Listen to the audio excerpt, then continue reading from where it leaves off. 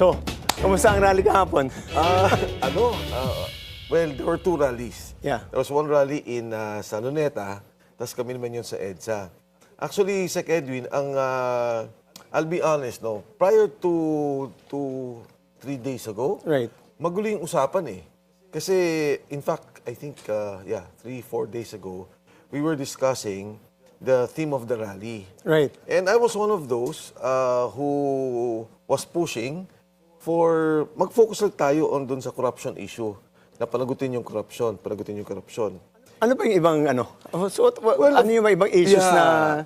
Kasi that yung was iba... audition intent, Oo, diba? yung iba kasi, syempre may BBM resign na, may ganito. So sabi namin, hindi, sandali, gusto namin ito lang. Marami dun sa group na, maybe I think more than 50%. Mas dominant yung let's focus on the corruption issue. Pagkatapos lumabas si Saldico. So marami, bigla, ako, one of those, na teka lang, iba na to.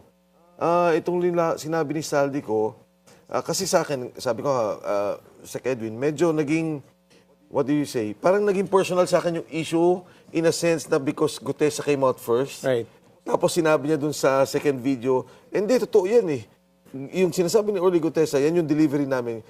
Kaya naging iba na. So when you say nag-iba na to, pati ikaw, ang Pati feeling mo ako. hindi na to transparency lang ang ano? Yes, ang hindi na to pag-usapan. corruption. So ano naging, where did you, saan pumalo ang issue? Ngayon nag-agree na lahat, BBM resign. Okay. BBM resign. For a time, maybe 60%. And in fact, kahit yung mga past interviews natin, yung mga kwentuhan natin, and even here, ang parati ko sinasabi, di ba, na imbestigahan na si Speaker Martin. Ito yung sinasabi ni Saldico, ito yung delivery ni Orly Gutesa kay Speaker Martin. Nagulat talaga ako, to be honest. Na all of a sudden, Saldico was already talking about, eto na, ito yung ginawa ko, ito yung pera. So, nag-iba na. Pero Sec Mike, yung sa iglesia, I saw parang 650,000 the biggest number Yes. before it ended, no? Pero sa PPM, may nakita kong video sa medyo manipis ang crowd. Totoo. And I heard the INC, hindi na yata nagpadala ng contingent. Even KOGC and KJN, parang wala sila.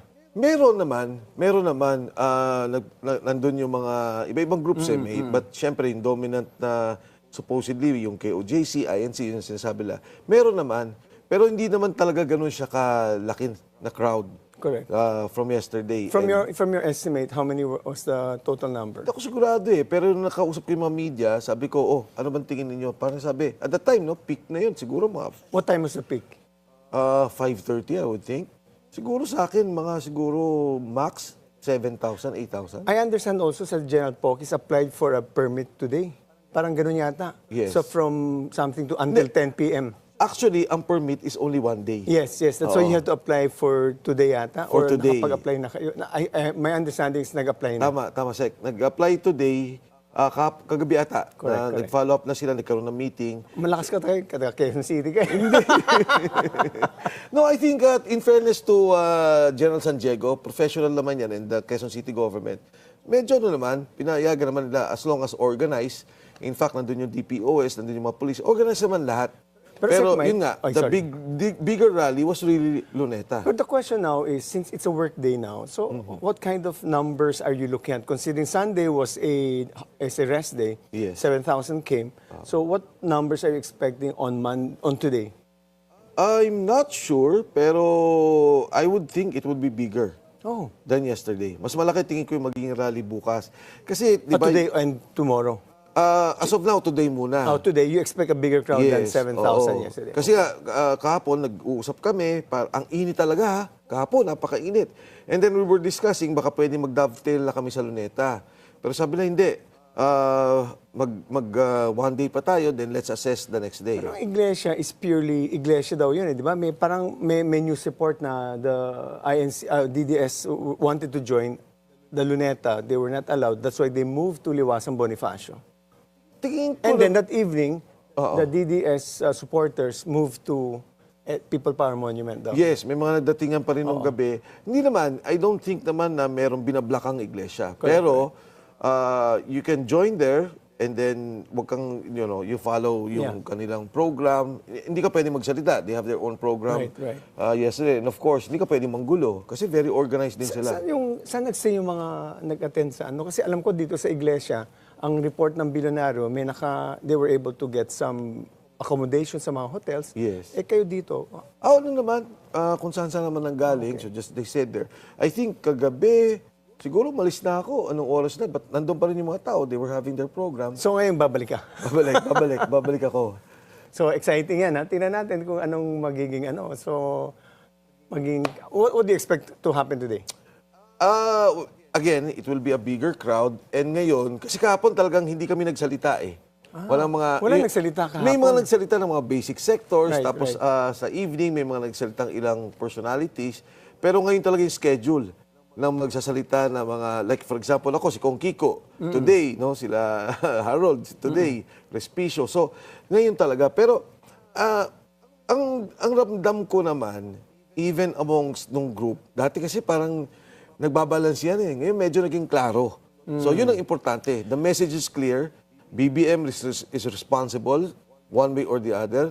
And may BBM resign, may jail BBM, but direkta na. Ito na yung issue.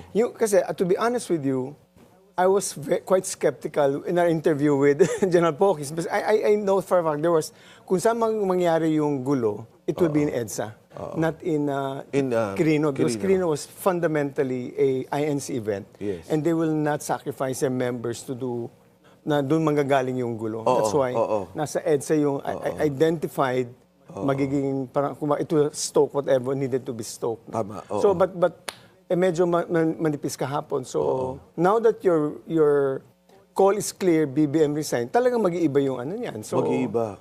So you would expect authorities to be mas mamatyagan kayo. Yes. And if you recall, sa Edwin, nung in-explain ko yung EDSA 1, di naman ako, I was very young. How old were Nakikita ko, 15 at the time. Okay. So nakikita ko yung nangyayari. But yung EDSA 2, I was involved. Yes, you were involved. Hindi naman talaga organized immediately eh. Sabi ko nga, nagdatingan yung mga tao, nagsalitaan.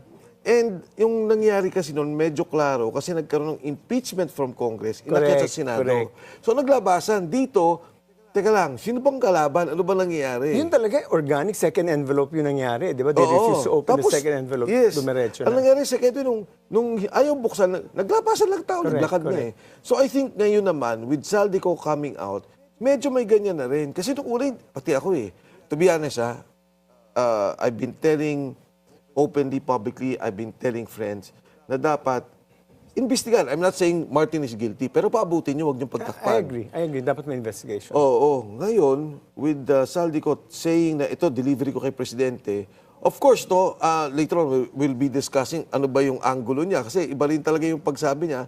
Pero now, klaro, na ito organized from the Committee on Appropriations, Speaker of the House, and the President signing the release of the budget.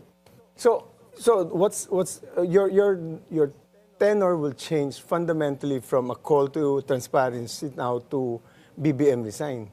So yes, pero according to you, the tenor has changed. Yun na yung magiging direction ng ng grupo. Yun na. Kagabi nung nag-usap kami, gano'n na lahat eh.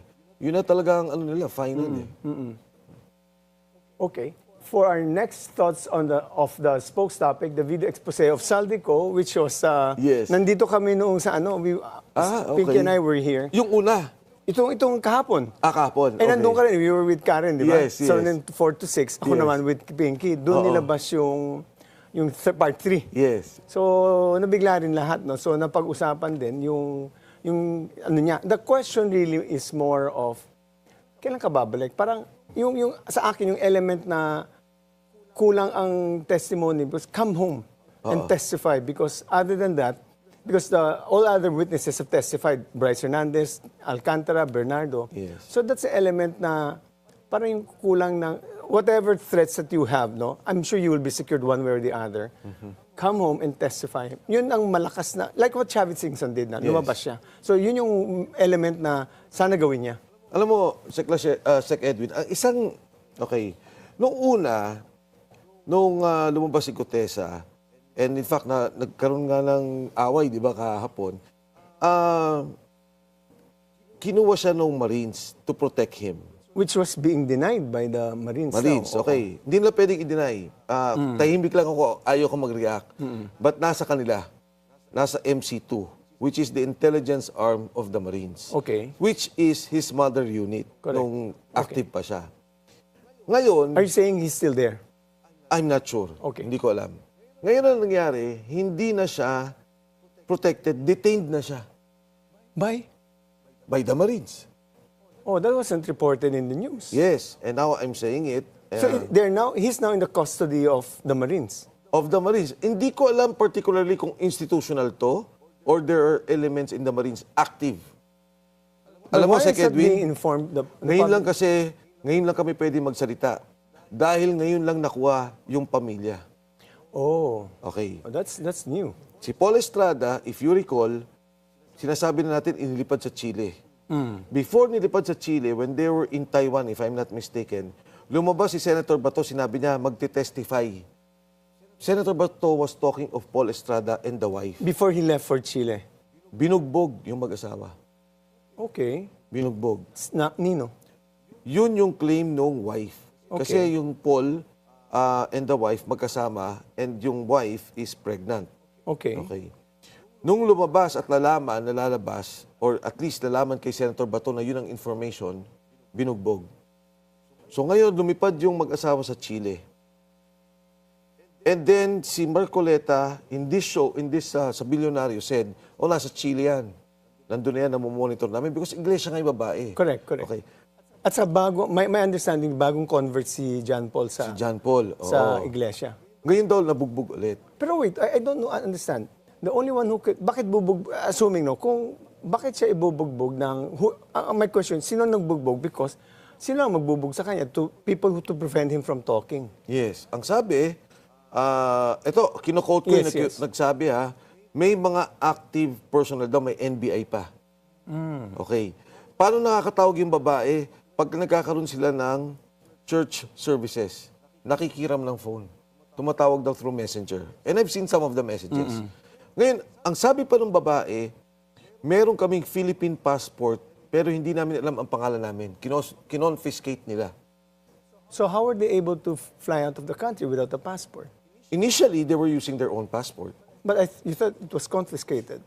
Confiscated by those holding them. All right. Okay. So that was when they were here. So how were they able to fly out? when the Lumipad ata sila, meron silang hawak na passport, no? Pero I think they were anticipating already na baka pa-cancel yung passport nila in lieu of the investigation. Basta ang clear na sinabi ng babae. Wait. That's pretty difficult to... You're suggesting you're not stating that the passports were confiscated. So if they were confiscated, there's no reason for whoever confiscated to return it, and therefore they might have flown out of the country using a forged passport because you can only have one passport. Clarify ko, yung kumuha ng passport nila, yung may hawak sa kanila. Because the term used was confiscate. Yes, kinonfiscate daw. So let's say lumabas tayong dalawa, pagdating natin sa ibang bansa, kinuha ko yung passport mo. So hindi ka pwedeng umalis, Correct. hindi ka pwedeng mag-travel. Yun daw nangyari. Wait. Ginamit nila yung passport nila. Ano ba yan? Visa-free ba ang Chile? Hindi, well, ang sabi na ng babae, meron kaming ginagamit na passport pero hindi na namin alam ang pangalan namin. Kung hindi nila alam, somebody must have arranged for that passport and not bearing their names. Otherwise, malalaman ng although most likely, malalaman ng authorities Gutesa. Yes, so yung unang tanong mo, Sec Edwin, parang, hindi ko rin naintindihan nung una bakit ganito? Doon tanong mo, Saldi ko, come home, parang kung ako din, matatakot ako. I'm sure alam niya nangyari kay Paul Estrada. I'm sure, yung kay Gutesa hindi niya alam. Pero alam niya yung mga nangyari. So all resources are being used. But I don't understand. You're already detained by whoever the Marines are detaining him. How is it possible? Because number one, the first time you said, kinupkup ng unit Nung niya. una, yes. And then subsequently, you mentioned na detained siya. So if he was detained, how is it that they were able to escape the custody from the Marines? No, si Sergeant Gutesa, wala pa, nandun pa, hindi namin alam. So who left the country, the wife or both? Okay, Gutesa, Oo. nandito, and I'm saying is, hindi namin alam, pero hawak siya ng Marines. Si Paul Estrada, NY, Ay, sorry, si Paul palang pinag-usapan natin. Oo. Nag-Chile. Nag-Chile. Gutesa is still here. Gutesa is still here. Okay. Pero fortunately, yung family ni Gutesa medyo safe na. Okay. So ang sinasabi ko dito, Sec Edwin, hindi na natin alam kung sinong kalaban. So if I'm Saldico, hindi ako uwi. Ang gagawin ko, ipapanotarize ko yan sa consulate natin in wherever he is. Doon ko muna titingnan yan, submit dito Ang kwento officially. nasa Japan. Japan. Na-unverified, non-unverified. Ang kwento kahapon. Hindi. 2 days before, Friday, there were unverified reports that Saldico was in Japan, hoping to come home. In the rally, if the rally is big, he will speak before the rally. I mean, you should know better than me. Yeah. No, ako naman, yung nakuha kong report, kasi nga, pinasabi ko doon sa mga kaibigan niya, na kaibigan ko rin, sabi ko, ano nyo na yan, panauthorize nyo na yan doon sa, kung saan consulate na nandyan yan, para makita na natin.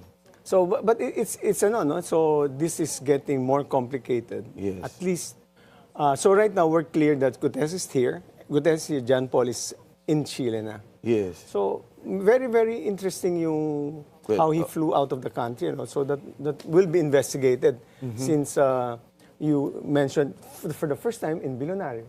Totoo. And first time ko rin na ano yun, yung dun sa kay Gutesa, ang tagal natin nagkukwento, hindi ako nagsasalita, kasi yung family niya natatakot. Dahil sabi, maraming nakapaligid, very active. Pagkatapos si Saldi ko nagsalita, totoo yung sinasabi ni Gutesa, lalong natakot, tapos si Gutesa could not be found.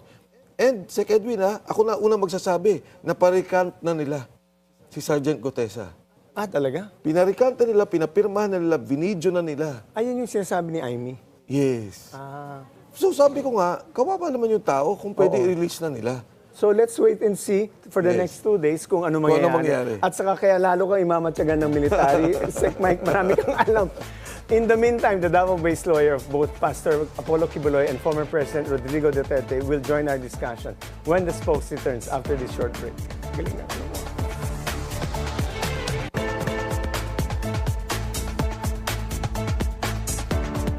This is Attorney Karen Jimeno. No judgment. Have you experienced personal attacks? The privilege that gives me is I don't really have to care that much about what.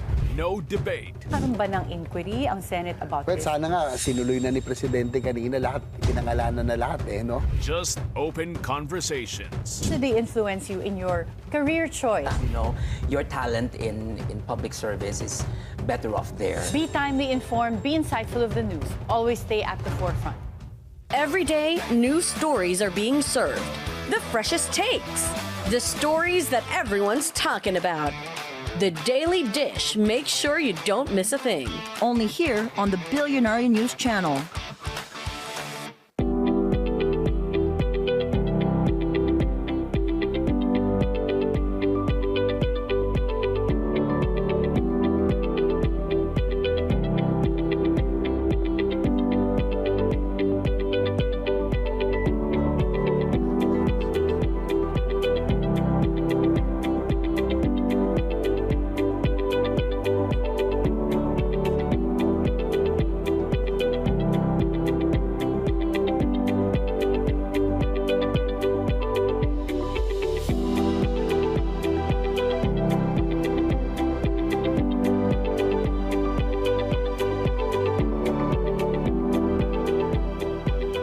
Matapos ang lindol, ang bagyong Tino naman ang kinakaharap ng mga Cebuano. Nagdeklara na rin ng state of calamity ang Hinunangan sa Southern Leyte. Mas lumakas pa ang bagyong Fungwong na nasa labas pa ng Philippine Area of Responsibility sa ngayon. Ingat sa mga kababayan natin na maaring daanan ng bagyo. Yung mga kababayan diyan sa Cebu, ayaw mo tanan and please be safe. Sa Luzon, Visayas, and Mindanao, generally. Sa bawat issue may anggulo at ang balita may agenda.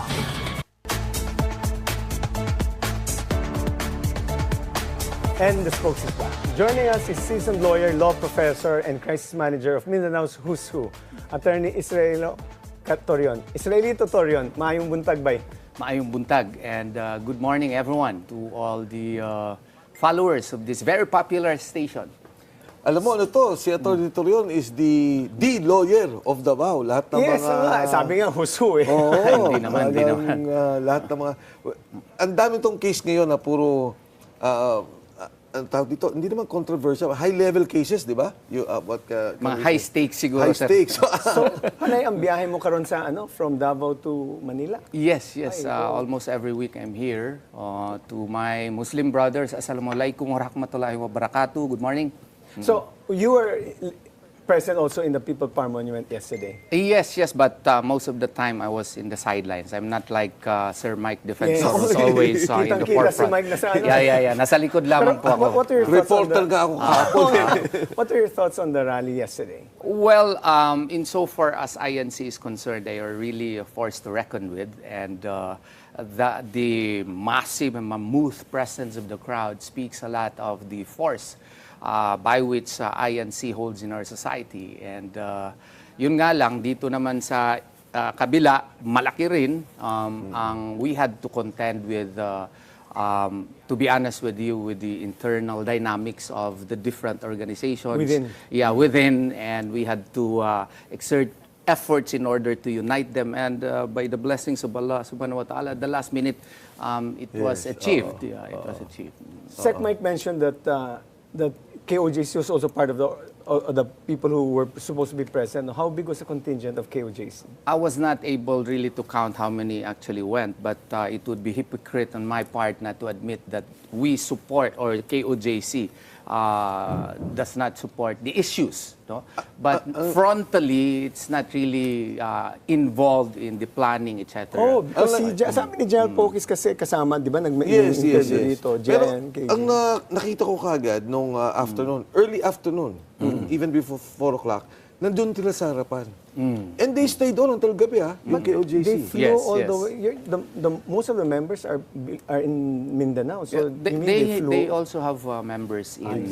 Yes. Just please understand, I am a Muslim, but I am the lawyer of Pastor Apollo Sikibuloy. Oh, very nice, kasi your name is Israelito. Yeah. I used to be a Christian, but I decided to revert to Islam. Atty. Torreon, Not because I want to marry four. I only have one wife. I know of one public official who converted to Islam because of that. I only have one wife. Atty. Torreon, ito na yung tanong.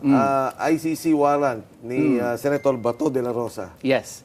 Well, this is always a hot subject of discussion because if you will read Article 17 of 9851, there are two options in the part of the government, and that is extradition or either surrender. But this is an interesting discussion because if you would follow extradition, the government stance is that you could not follow extradition simply because of the fact that our extradition law, PD 1069, as well as extradition rules on mandate, or according to them, provide that it is a state-to-state request. Right. And that if you will read indeed Rule 1, Section 3M, requesting state has been defined as a foreign state. And to a certain degree, well, the government's argument may hold water. But our counter-argument, likewise, was that it was particularly promulgated by the Supreme Court in order to erase any and all doubt as to how we should proceed the delivery of our nationals to other jurisdictions. So it is our humble stand that it should have been extradition, if ever Senator De La Rosa indeed qualifies. But on the other hand, they are claiming that it should be surrender, such that they can just arrest right away Senator Bato de la Rosa and surrender De La Rosa to ICC, which to our mind is grossly illegal. Okay, let me go to your first argument.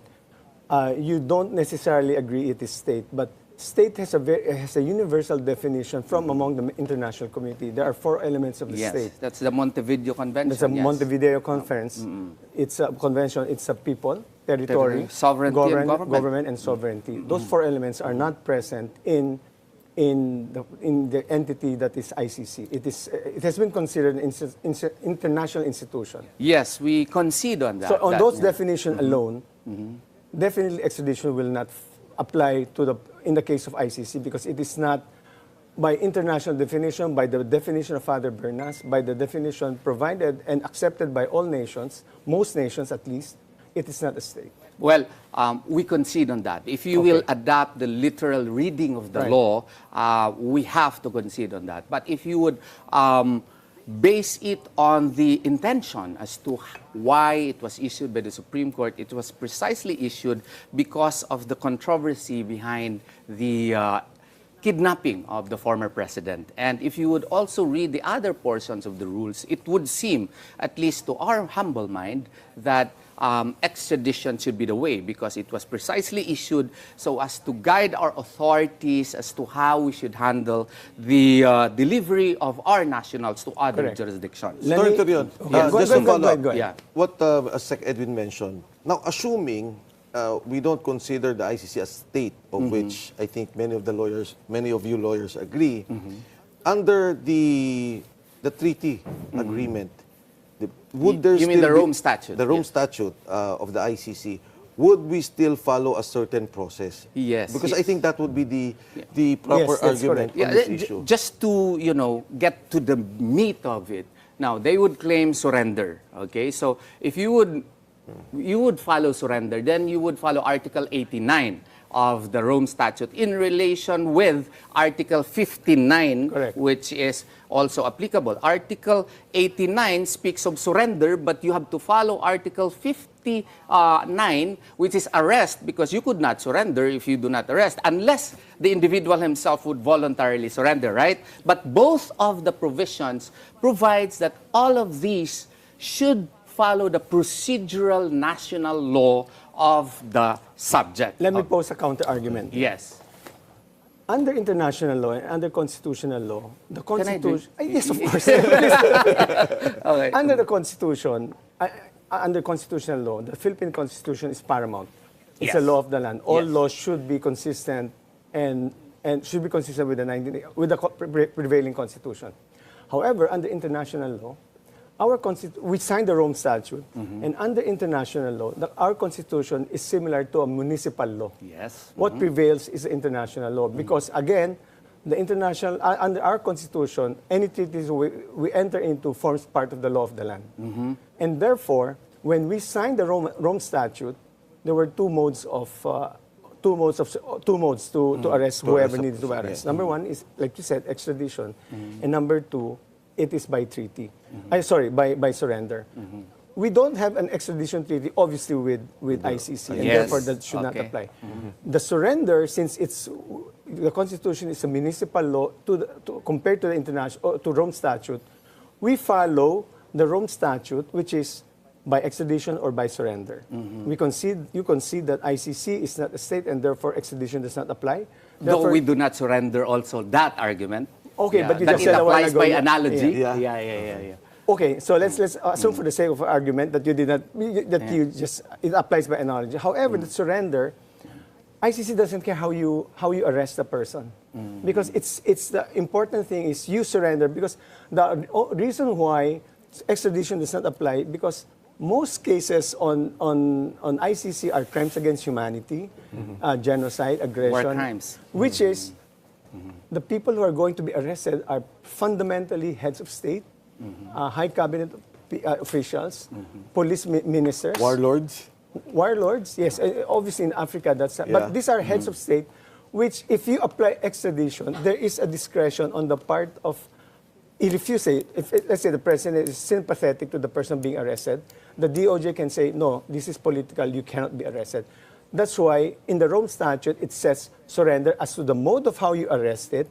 Obviously, the Philippine law should govern how we arrest the... Yes. And there is the basis for that arrest is the warrant of arrest issued by ICC. Okay, sir. I have two levels of arguments on that. No? First, insofar as surrender is concerned, surrender would apply if we are still a state party to the Rome Statute. You concede on that, right? No. Yes, I agree on that. Yes, but you would argue on the residual jurisdiction under Article 127 that simply because of the fact that the crimes were committed at the time when we were still a party to the statute, then ICC jurisdiction would still apply, and therefore you are referring to the Pangilinan ruling. Yes. But my contention is this. The Pangilinan ruling was issued by the Supreme Court, and it clearly conferred jurisdiction of the Rome Statute on the offenses committed when we were still a member of the party. But in this but case, I have for the record, yeah. this case was covered when we were still in the Rome Statute. So there's no issue on jurisdiction. Yes. But our humble contention, sir, is that that portion would not apply simply because the cases were brought to the pre-trial chamber at a time, 2021 already, when we were no longer a party to the statute. However,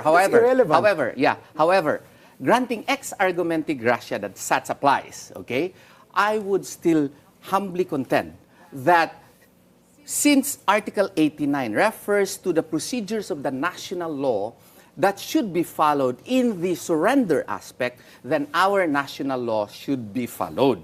So therefore, our 1987 Constitution, Article 3, Section 1, should be followed. Our rules on criminal procedures should be followed. And most importantly, sir, that our procedure should not be, disregarded. In this case, if you note, the surrender aspect does not even have any specifics in our national law. If you will read the Article 89, the procedural national law has not been defined under the Philippine dispensation. The competent judicial authority has not even been defined. What competent judicial authority? MTC, RTC, Court of Appeals. In effect, a law can only be effective if there is an IRR, especially if there is a criminal penal provision on the matter. So, on our part, we argue that the surrender aspect does not apply in our case, not only because of the fact that we are no longer a state party to the Rome Statute, but granting ex argumente gratia that we do not have the IRR yet to effectuate how we will implement surrender. Quick question lang. Yes. So, Atty. Torreon, you mentioned all of that. I understand the point of Sec. Edwin and what the points you're raising.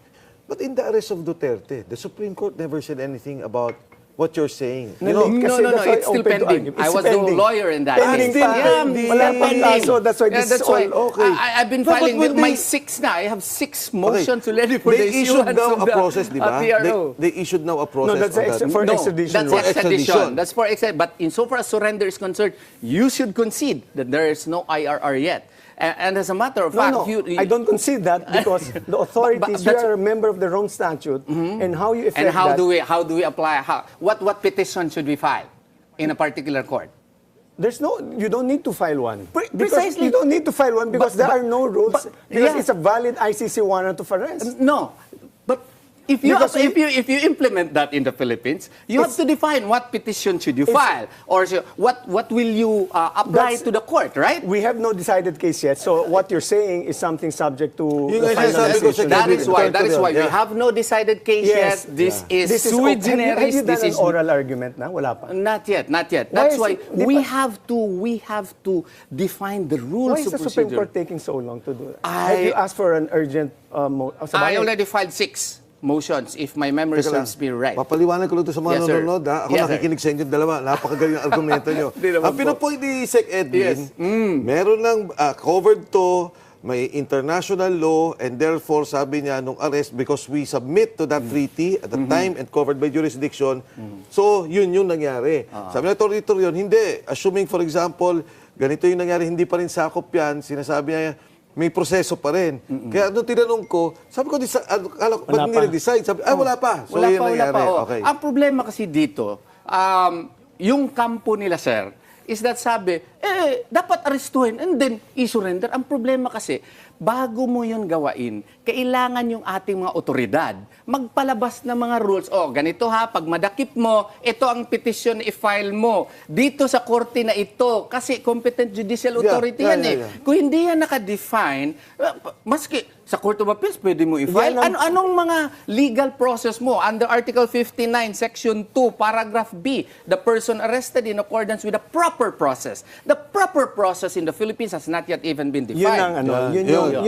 Yun ang issue pinaglalaban ni Atty. Torreon. Pero last argument ko yan, argument ko yan. Fait accompli na kasi ang nangyari. In fact, was it you or Atty. Panelo who filed that? I was the first one who filed it I was the one who filed it. Naalala mo yung nagnotaryo na ako sa gilid ng daan kasi wala yun. Naabutan namin yung 5 o'clock, we were able to file it at 4:42. So, yun. Tapos may 3 petition the next day. That is why, as in the eyes of ICC, it was a voluntary surrender by the state. Yes, that's right. To So this Which is issue, what Sec Boy was saying during the committee hearing. Which is very controversial because Lacanilaw himself, sabi doon sa what you call this form, has the respondent been delivered to the proper to the competent judicial authority. Alam mo anong sagot niya doon? No. Sabi niya, no. So dito mag-agree kayong dalawa, Sec Edwin at Atty. Torreon, na pag hinuli si Bato, since wala pang rules on this, at Illegal sinurrender yan. siya, pero pwede. Ha? Illegal yan. Tama. Your Your position is illegal. Illegal Pero, there's no rule, but I think Supreme Court, sigurado may mag-issue mag-a-apply ng TRO yan. Yeah, pero sa ngayon, aaktuhin na ng Supreme Court. Aaktuhin na. May application na ako for TRO, boss. Ayun ang pala eh. Oo, may application na ako for TRO. I'm hoping the Supreme Court would act on it. Tapos sabi ni Ombudsman Rimulya. Ulitin ko. Di ba kay Presidente Duterte may nag-file din ng kay din at Atty. Torreon. Opo. So pag-file, nahuli, sinurrender, di mutin academic na naman ang mangyayari. Hindi. We were able to file it beforehand. So therefore, the issue is before us, okay? So you could not say it's moot and academic because we filed it ahead of time. Hindi ako nag-judgment. It's fait accompli. It's fait accompli. Fait accompli. Fait accompli siya. Hindi lang napakinggan yung ng Supreme Court yung TRO, kaya nakalipad si Pangulong. O kanina pa nagsisulisay na sa atin, magkagagaw tayo.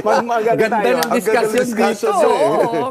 The Duterte supporters spent months, kisalyo muna tayo, spent months demonizing Saldico when he attacked VP Sara on the confidential funds. So why are the same people now praising him as a truth teller?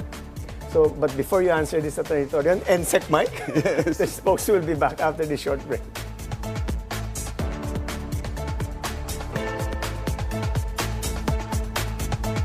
Ferdy steps out of the studio to meet people behind the business, not for an interview, but for a conversation.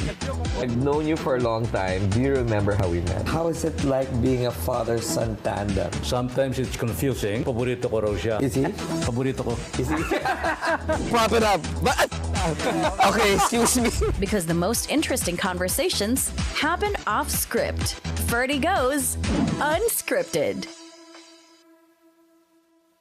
Here is your gateway to the world where wealth and strategy converge. Join us as we explore the most influential leaders and business icons, uncover the latest innovations shaping tomorrow, and reveal the inner workings of enterprises. Stay informed, stay ahead. Welcome to the conversation that defines global trade. Tune into Trade Talks Only here on the Billionaire News Channel.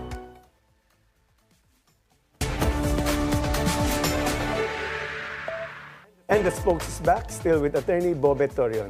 Our hanging question, Duterte supporters spent months demonizing Saldico when he previously attacked VP Sara over the confidential funds. Saldico even giving her the moniker Lustay. So why are the same people now praising Saldi as a truth teller? Well, actually, yung kay Saldi, okay, first of all, never ko dinefend si VP on the confidential funds. I mean, trabaho niya yun, opisina niya yun, she should defend herself. Ang talaga naman si Saldi was the chairman of the Appropriations Committee. And talaga naging call out yan. Alam mo, pati ang INC, openly tinira ni Saldi. Talaga? Oo. Nung election, sabi niya, papakita namin sa INC, kaya wala yang mga sila. Maraming ginawa si Saldi na I would think, at that time, kasi syempre, general siya doon sa kampo. Ang difference lang kasi ganito ang feeling ko sa gobyerno, iba-iba ang ahensya. So assuming si VP Sara, may Office of the Vice President Funds, si DPWH, si DOH, si DSWD, pag may ginawa kang corruption dyan, dapat ka naman tirahin In fact, Saldico, sila Garjola, all this, yung contractors na sinasabi, were contractors even during GMA's time. Contractors during Pinoy's time. Pero may kanya-kanya silang racket, that's their business, okay yan, bahala sila. Pero ngayon lang kasi nangyari na organize. Yung chairman Saldico ang nag-organize. Organize. Committee of Appropriations, chairman siya, ito yung mga pondo ng gobyerno, nag-i-insert sila, may unprogrammed funds, may FLR, yung for data release. Yes, yes. Tapos ang laki ng pera. Ngayon ko lang narinig tong 50 billion. In fact, hindi lang 50 billion, it will come out by the Pero hundreds yung of flood billions. control, ang kwento di ba ni Bernardo, sa panahon ni President Duterte nag-umpisa yan eh. Yun lumaki. Tapos ginawang organized lang ni Saldico, nakita ang laki. Kasi dati soft projects naman ang ginagalaw nila, diba? Yung panahon namin sa Even I'm sure, Sinapolis, it happened during GMA's time. These are soft projects. Yung kay Napoles, kay Saldi, infra talaga yan. Infra contractor siya talaga noong panahon pa eh. So talagang naging mas malawak yung, maybe it was more lucrative pala. Hard project is always mas mahal talaga. Tsaka ang natamaan nila yung flood control kasi walang audit, ang daling mawala. Yung dredging, whatever. Madali itago. Alam mo, yun yung galit din ni Pinoy, yung kinancel yung kontrata with the Dutch kasi yung Laguna dinedredge. Nakita namin, dinedredge ng company, dito yung dinedredge, nilalagay sa other side of Laguna, di ba eh? Kaya pinakancel yung contract. So, you're correct. Walang audit. Walang audit. Kaya yung tingin ko yung difference. Kaya bakit yung, sabi, Inday Sara supporters dati galit kay Saldi, ngayon pinipraise si Saldi. I don't think pinipraise si Saldi, pero ako, personally... Hindi, kasi nagsabi siya, allegedly ng katotohanan. So, lumabas siya. Yun yung punto doon. At saka nga ngayon, napakita yung systemic organized. And hindi lang to, attorney, DPWH, Sigurado ko may ilalabas si Saldi. Okay, si Gutesa nagkwento. DOH. Ganon din. DOH. Hindi. Sabi ko nga kahapon, nakita ko nga yung insertion siya, pati DICT may insertion eh. So, everywhere yata. Everywhere. Tapos si Sec Boying, sinabi niya, pinapakilaman yung kontrata ng e-passport. The ombudsman himself was saying this thing. So, yung akin, I think it's because of that, na ngayon napapakita yung buo. Yung kay Gutesa ng DOH, narinig daw niya pinag-usapan. Pag hindi pumayag yan, isi-zero budget natin. Sabi niya, sir, talagang nangyari. Sabi ko, Sergeant Gutesa, huwag mo na sabihin niya, doon ka lang mag-focus sa flood control ko. Ano yung nakita mo, tsaka yung delivery ng pera. Sa ano ba, Atty. Bebot, are you familiar if Saldico has projects also in Mindanao? Actually, wala talaga akong alam dyan. Ako po ay hamak na professor lamang at dekano ng law school. No? Wala akong alam dyan. Ngayon ko nga lang nalaman. Pero ang proper coining of term nun, boss, hindi organized. It's a cabal. Okay. It's a cabal of persons determined to rape our nation of its national coffers. Ravage and pillage. Ravage and pillage talaga. First time. First time kasi, talaga. di ba, kahit si Pinoy is, nakasama ko yan, talagang, di ba sabi niya, yung corruption, galit siya talaga. Meron pa rin talagang gumagalaw. In fairness to Secretary Singson of DPWH, talagang inihinto niya yan. No? I've been hearing stories. Talagang sabi niya, yung, dati kasi yung road projects ba, yung road maintenance, di ba, grabe yung narinig natin. And then sila yung nag-stop niyan with at that time, I think Escalona was the guy involved. So, makikita mo naman. And to be honest, yung administration may pero ngayon lang naging yung cabal of kabal na naging organized na talaga. So paano yung mga so 'di ba nagsalita si Ping Lacson na no probative value. So what do you what is the best case scenario for Saldico to what should he do sa tingin mo apart from speaking out on video as a lawyer also, Atty. Bebot?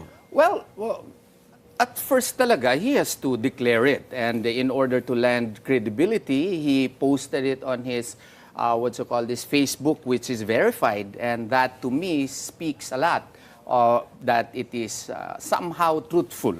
No? Okay. I'm not saying that it is really truthful, but I do believe it's somehow truthful because he is now accused of so many crimes and he had to tell the truth. And in that sense, I have to believe him. But in order to erase any and all doubts insofar as his testimony is concerned, if I am his lawyer, but I'm not, I have to I'll just have him, execute a affidavit before the consul in the Republic of the Philippines there, wherever he may be, so as to lend more legitimacy insofar as his statement But do you is agree concerned. with Senator Ping Lacson's statement? And I would assume you will disagree that the testimony has no probative value. No, it has. It has. Okay. Just because it's not notarized. And sworn to, necessarily. yes, It's a declaration. As a matter of fact, to a certain degree, it's even a declaration against interest. Because if you analyze it, he is somehow admitting likewise his involvement because he agreed. So it has probative value. Probative value is a term which cannot just be used like a talismanic term just because it is not notarized. So it can still be admitted in court. Ito naman, except ang sinasabi nila, imposibleng gagawin na insertion ni Pang... Kasi let me just ask si Sec Mike, because Sec Mike is part of the executive branch and the legislative branch. Ang sabi nila, si BBM, imposible namang mag-insert pa kasi sa NEP pa lang pwede nang insert. Okay, explain ko yan Alam mo sa Congress, pag nagsubmit ng budget, nakalagay sa bawat district. So let's say Congressman 1, 2, 3, 4, may nakalagay na 1 billion, 1 billion, 1 billion. Sa NEP pa lang nakikita na natin yan. Nangyayari yung leadership fund. Sorry, anong NEP ulit? So for the okay, diba? Ang unang gagawin ng DBM, gagawa ng budget. Pag ginawa, that's the president's budget. So pag nagsalita niya ng SONA, sasabit na niya na yan. Tapos pag didebatehan na nila yan, pag natapos nila, magiging General Appropriations Bill. Diba? Meron ng Senado, meron ng Kongreso. Doon pa lang sa NEP, makikita mo na yung mga budget dyan Pagkatapos nga, ang sabi doon sa kwento ni Saldi, ina-analyze ko, sabi niya, so sobra sa education, yung DPWH. So nilagay nila saan program para hindi nandun sa budget, doon nilagay yung kay BBM na sabi niya budget. Ngayon, kung nilagay ni BBM yun sa umpisa, lalabas yun sa district. Ako tinignan ko sa 3rd district may maraming projects So lalabas yun sa congressman. Budget ko to. Pero, nung inilagay nila sa program, they accomplished 2 things. Number 1, hindi nila nasobran yung infrastructure sa education. And number 2, hindi nakita ng congressman dahil nasa, ginawa na sa BICAM. So, pwede rin, ang point, pwede rin yung sinabi ni Saldi, that can happen. Parang kunyari, nilagay ko kunyari sa congressman, kunyari, Sec, naglagay ako ng 10 million sa district mo. Sasabihin mo, oy, budget sa district ko to. Sige, mag-fearless question tayo kay Atty. Bebot. Is, for Atty. Bebot, is Senator Bato safer staying in the Philippines or would you advise him to leave the country if an ICC warrant is officially confirmed? If the U.S. insists on Pastor Quiboloy's also extradition and BBM agrees, would you consider filing legal actions directly against Malacanang? Unahin natin yung yung first question. Ganda ng mga questions Parang ito, beauty queen questions. Is Senator Bato safer in the Philippines? Well, that is a question that should be answered by Senator Bato himself. I would be incompetent to say as to what would be his opinion on the matter. But if I am the lawyer, of course, this is the Republic of the Philippines. This is the only country given to us by Allah subhanahu wa ta'ala. We should learn to love it. We should learn to protect it against crocodiles in the government. And therefore, I can say almost with certainty that he is more safer here. But that is my opinion. In Davao? Yeah, well, even in Manila or in Laguna or... Lalagay mo sa Pasay City Jail si Senator Bato? Wag naman. Okay. Wag naman. At least si Pangulong Duterte, ang ganda-ganda ng quarters niya sa The Hague. No, mayroon ngang kasabihan. By analogy, sabi ni Quezon, I would rather prefer a country run like hell by Filipinos than a country run like heaven by Americans. The unsaid extension there was because the Filipinos can still change it. Di ba? Yun ang point. But anyway, the other question. Status nung kay Quiboloy na extradition? Anong status niyan? Wala pa talaga kaming alam. Wala pang pero wala formal pang extradition notice. Request, di ba? Wala pa kaming na-receive, wala pa kami formally.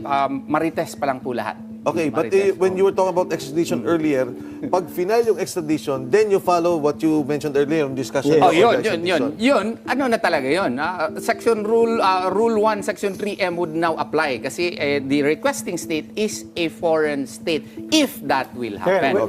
Medyo kulang tayo ng time. Go. So do you see the armed forces withdrawing their support from President BBM? Again, I would be incompetent to answer that. I'm not the armed forces of the Philippines, okay? But I do hope they would seriously consider it. But do you, with the disclosures of Saldico, would that convince or persuade the military from withdrawing support? Again, I would be incompetent to answer that. I'm not the AFP, but it should be enough. It should be enough.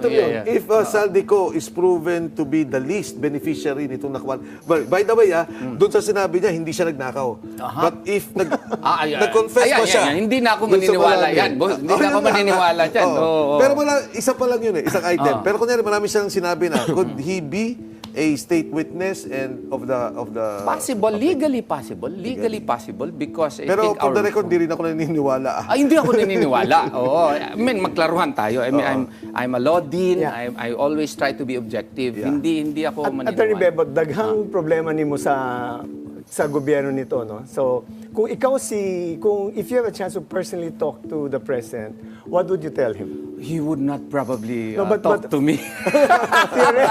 But theoretically, assuming.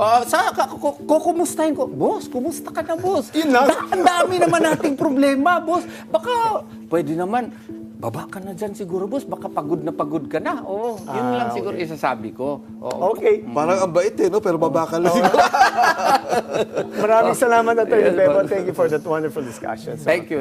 I enjoyed it, Thank you so much. So this wraps up today's episode of The Spokes.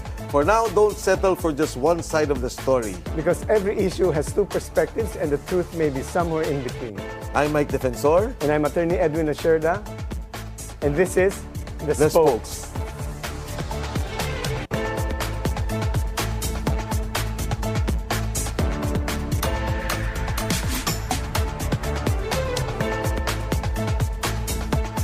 Breaking headlines. Mga terorista sa protesta. Ang mga mastermind umano, dating congressman. 19 government websites din ang inatake. Breaking records.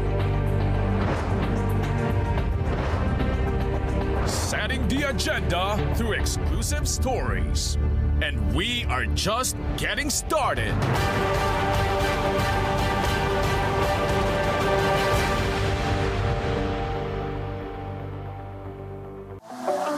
In a fast-changing digital world, relevant news plus the latest information still matter. And you found your new go-to source for the morning essentials, plus the midday information, plus the prime time news. Billionario News Channel is now the most viewed news channel on Samsung TV Plus. Thank you for keeping us on top. The government is looking to raise about 200 billion pesos by 2026 through the sale of state assets. On the heels of the pandemic and the POGO exodus, how is the Philippine real estate market doing? Inflation is benign. The macro environment is looking pretty good. What advice would you give them? Do you think that this is a good time